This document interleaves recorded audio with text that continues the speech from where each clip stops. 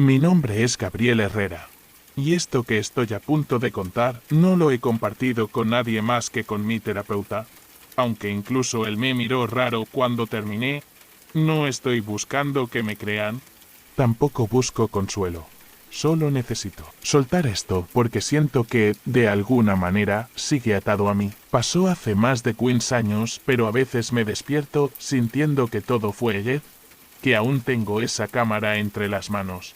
Que todavía escucho su voz pequeña y rota, llamándome desde algún lugar al que no puedo mirar directamente. Esto no es un cuento ni una leyenda. Es lo que me pasó. Y desde entonces, no he vuelto a tomar una sola fotografía. Mi familia se mudó a la casa de la calle Las Heras cuando yo tenía 13 años. Mis padres estaban recién divorciados y mamá quería un nuevo comienzo, lejos de todo. La casa era vieja, pero enorme. Tenía un jardín descuidado y un desván al que solo se accedía por una escalerita plegable en el pasillo. Yo no tenía hermanos, así que pasaba mucho tiempo solo. Supongo que por eso me volví tan fanático de la fotografía. Era mi manera de atrapar momentos, como si pudiera conservarlos en frascos invisibles. Fue justo al comenzar el otoño cuando encontré esa cámara. No era mía.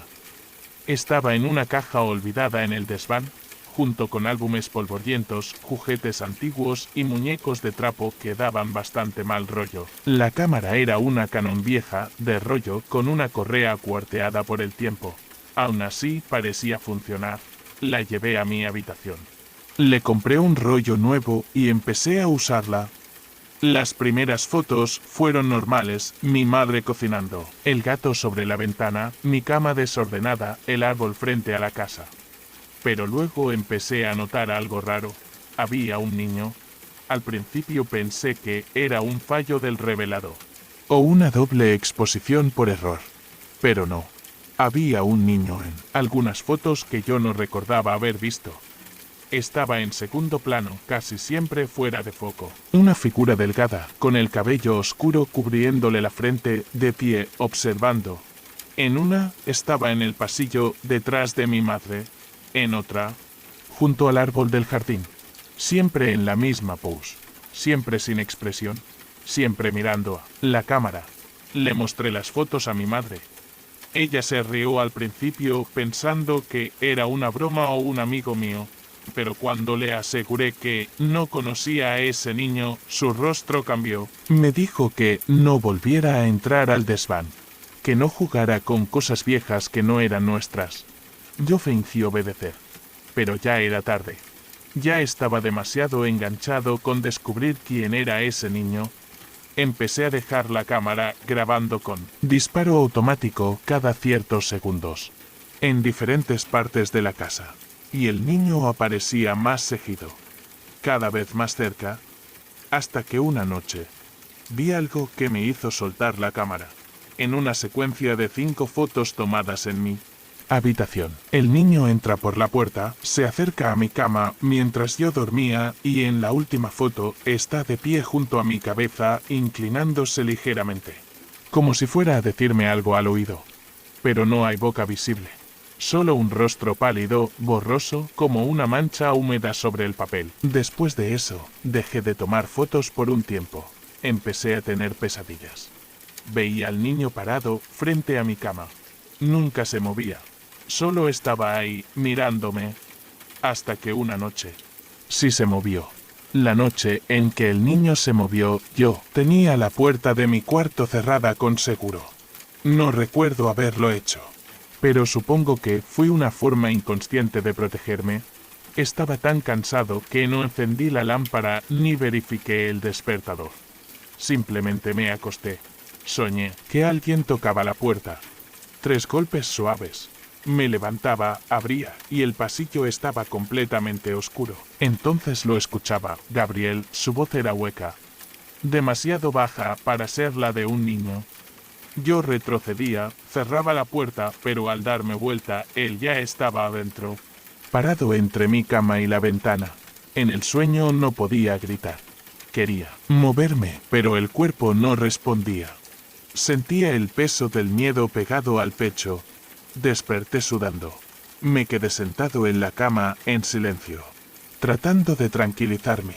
Entonces noté algo. La puerta estaba entreabierta y yo la había cerrado. Estaba seguro.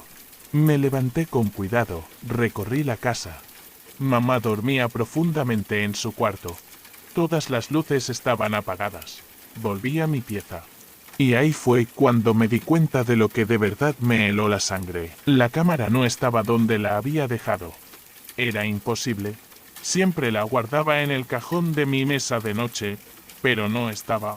Ni en el cajón, ni debajo de la cama. Ni en el armario. Esa noche dormí con la luz encendida. La encontré a la mañana siguiente. Estaba en el desván, sobre una caja polvorienta, y tenía el rollo lleno. No recordaba haber subido ahí. No recordaba nada.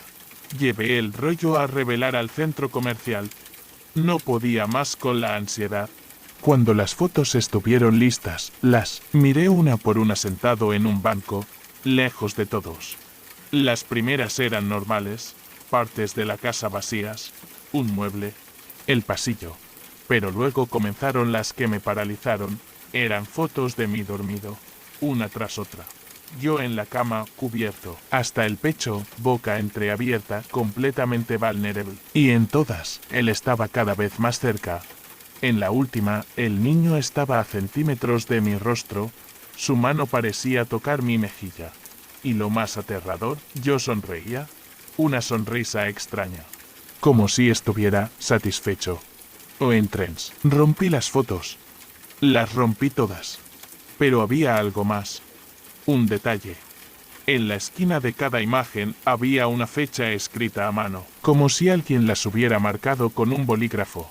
Y no era la fecha de revelado, eran fechas futuras, y la última era el día siguiente.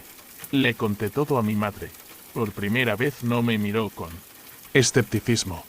Tenía los ojos llenos de miedo. Me confesó algo que me dejó helado. La casa había pertenecido a una tía suya, muchos años atrás, y esa tía había perdido un hijo pequeño en un accidente doméstico. El niño cayó por las escaleras del desván. Nunca se recuperó. Según mamá, la mujer se volvió loca. Decía que el niño seguía allí, que lo oía correr por las noches, que salía mal en las fotos, que estaba esperando que alguien lo viera.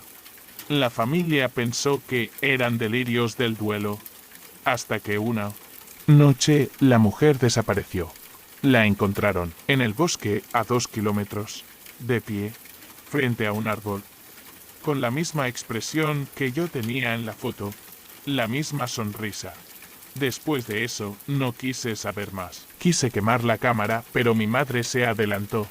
La llevó a una iglesia, habló con un cura. Hicieron alguna especie de rito. Nunca me contó los detalles. Solo me dijo que no debía volver a tomar fotos con cámaras viejas, ni jugar con cosas que pertenecen al pasado. Nos mudamos meses después. Yo no volví a ver al niño, pero desde entonces, cada vez que alguien me toma una foto, me reviso en el fondo, por si acaso, por si vuelve. Y hasta el día de hoy, aún tengo esa pesadilla, donde él toca mi mejilla, y yo.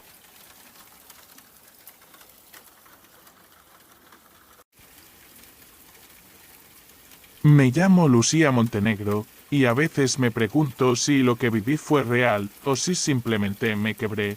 Lo que voy a contar ocurrió cuando tenía 17 años. Fue una época difícil, llena de silencios, de cosas que no se decían en voz alta, de ausencias. Mi padre había muerto hacía menos de un año. Y mi madre, aunque seguía en casa, ya no estaba realmente conmigo. Supongo que, en ese vacío, fue cuando él apareció. No sé cómo explicarlo, sin que parezca una historia de locos. Pero intentaré ser clara. Este hombre, nadie más lo veía. Solo yo. Y no importa cuántas veces trate de olvidar lo que pasó, hay cosas que simplemente no se pueden enterrar. Todo comenzó una tarde, a fines de agosto. Yo volvía del colegio, caminando como siempre por la calle angosta. Justo antes de llegar a mi casa. Es una calle muy vieja, con árboles torcidos, y casas antiguas con ventanas tapiadas. A esa hora no suele haber nadie. Pero ese día, cuando crucé la esquina, lo vi. Un hombre de pie, junto a la farola oxidada. Alto, flaco, con un traje gris y un sombrero negro. No se movía. No hacía nada. Solo estaba ahí, mirándome. O al menos eso creí. Me incomodó tanto su presencia que crucé de vereda sin pensarlo. Pero al voltear para ver si aún estaba ahí, había desaparecido. Pensé que era Perenoye, que quizás se había metido en una de las casas. No lo volví a ver por varios días, hasta que una noche desperté de golpe con la sensación de estar siendo observada. Y cuando miré hacia la ventana, él estaba parado del otro lado del vidrio. En el jardín. Quieto, imposible. Vivo en un segundo piso. Corrí a despertar a mi madre, llorando, pero cuando volvió conmigo, ya no había nadie. Nadie. Solo las marcas de algo de alguien apoyado contra el cristal empañado. A partir de entonces, lo veía en todas partes, en la calle, en la parada del autobús, en los reflejos de los escaparates, siempre de pie, siempre mirándome. Nunca hablaba, nunca se movía. Pero lo peor era que nadie más parecía verlo. Les pregunté a mis amigas, a los profesores, incluso a mi madre. Siempre me decían lo mismo. ¿Qué hombre lucía? Creí estar volviéndome loca. Empecé a faltar a clases. Cerraba todas las cortinas de la casa. Dormía con las luces encendidas, pero él seguía ahí, y cada vez estaba más cerca. Una noche de octubre no pude más. Llevaba días sin dormir. Había comenzado a arrancarme las uñas sin darme cuenta. Mientras miraba la puerta, mi madre estaba convencida de que yo necesitaba medicación, pero se negaba a aceptar que algo más oscuro se había instalado en nuestra casa. Porque ya no era solo verlo en la calle. Ahora él estaba adentro. No caminaba. No hablaba. Pero lo encontraba en lugares donde nadie debía estar. Una mañana lo vi reflejado en el vidrio del microondas, de pie justo detrás de mí. Corrí hacia la sala, llorando, y tropecé con mi madre. «Está en la cocina», grité. «Está ahí parado». Ella fue a mirar. Revisó todo. Me abrazó fuerte y murmuró que era el estrés. Pero yo lo sabía. No era estrés. Él me seguía. Y parecía estar esperándome para algo. Desesperada, fui a buscar ayuda a una iglesia del barrio. No era muy religiosa, pero recordaba que la señora que limpiaba mi escuela hablaba de ese lugar como uno que enfrentaba cosas pesadas. El padre Nicolás me escuchó en silencio. No se rió, tampoco dudó. Me preguntó cosas extrañas. ¿Hay un olor a tierra húmeda donde él aparece? ¿Tuviste sueños en los que te llama por tu nombre? ¿Escuchaste golpes en la pared por la noche? Respondí que sí, casi a todo. El padre me explicó que algunas presencias no buscan asustar sino ser vistas, pero si solo tú puedes verlo, agregó, es porque hay algo en ti que está abierto.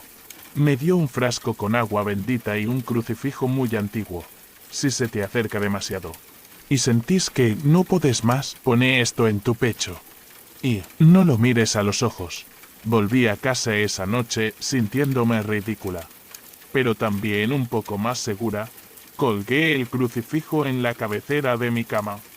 No sirvió de nada. Desperté alrededor de las 3 de la mañana con un escalofrío espantoso. La habitación estaba helada, y el silencio era tan profundo que podía escuchar el zumbido de mi sangre. Él estaba ahí, sentado a los pies de mi cama. No lo había visto nunca así. Tan cerca, sus manos largas colgaban a los costados. El sombrero caía sobre su rostro, pero sus ojos eran como pozos abiertos, oscuros, vacíos. Y aún así, sentí que sabía cosas sobre mí que nadie sabía, cosas que ni yo me había animado a pensar. Me quedé paralizada, deseando desaparecer, queriendo gritar, pero sin poder. Entonces habló. Su voz era como el crujido de una casa abandonada, lenta, quebrada, y dijo, estoy esperando que me abras la puerta. En ese instante entendí algo que me partió el alma. No hablaba de una puerta física, hablaba de otra cosa, una grieta dentro de mí, un umbral que, si cruzaba, ya no me permitiría volver. Grité. Me lancé al piso.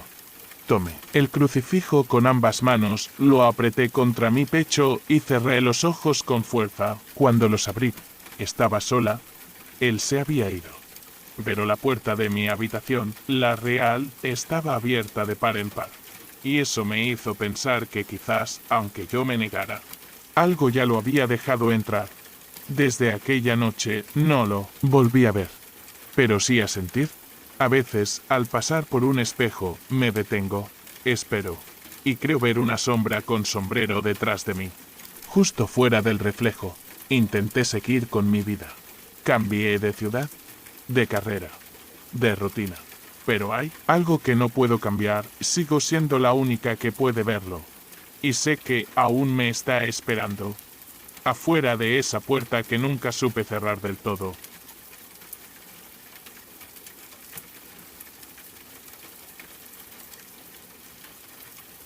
Mi nombre es Joaquín Rivas, y hay un lugar al que nunca volví. Una casa escondida entre caminos de tierra y álamos viejos, donde pasé todos mis veranos de la infancia, la casa de mis abuelos. Ellos ya no están, y, si soy sincero, nunca supe si lo que vi allí fue real o si mi memoria, con el tiempo, lo deformó todo.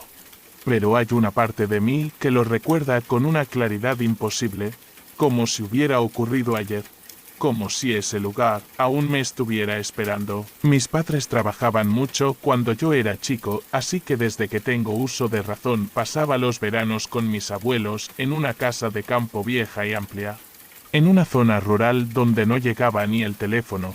Eran tiempos lentos, sin televisión, sin vecinos cercanos. Mi abuelo Silvio era un hombre de pocas palabras. Mi abuela Teresa, en cambio, hablaba con todo, con los gatos, con las plantas, con el fuego del horno a leña. Nunca sentí miedo en esa casa. Hasta el verano de mis 11 años fue el último que pasé allí. Y creo que fue por lo que ocurrió, por lo que vi. Todo comenzó con una simple curiosidad. Una puerta cerrada con llave. Siempre me habían dicho que el cuarto del fondo, el del pasillo estrecho junto a la despensa, estaba fuera de uso. Mi abuela decía que ahí guardaban cosas viejas. Pero una tarde, mientras jugaba a las escondidas conmigo mismo, escuché un golpe seco desde adentro. Me acerqué en puntas de pie. Y lo escuché otra vez, como si alguien hubiera tirado algo al piso. Entonces me agaché y miré por la rendija inferior. Y lo que vi me hizo retroceder. Vi una sombra moverse, rápida. Pero no era la sombra de un adulto. Era pequeña, como la de un niño. No dije nada esa noche. Me convencí de que habría sido un gato o el crujido de la madera, o lo que fuera.